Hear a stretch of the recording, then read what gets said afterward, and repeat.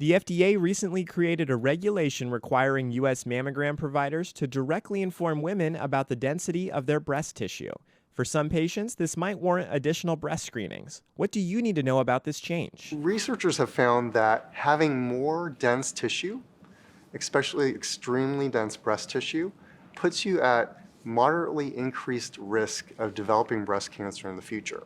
It's important to note that breast density is a normal finding on a mammogram. Radiologists subjectively look at the mammogram images and decide how much tissue there is. If there's a lot of fibroglandular tissue, breast tissue, on the image, it's deemed dense. And if we see less of that fibroglandular tissue and more interspersed fatty tissue, it's non-dense.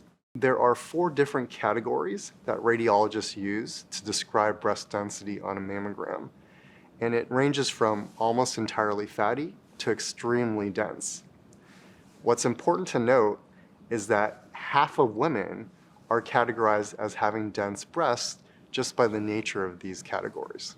Stronger risk factors for breast cancer, according to Dr. Lee, include family history, personal history of breast cancer, and previous benign breast biopsies. If you're told you have dense breasts at your next mammogram, what are the next steps? For women that are informed that they have dense breasts, the next step is to have a shared decision-making discussion with their primary care provider about whether they have other risk factors for future breast cancer development.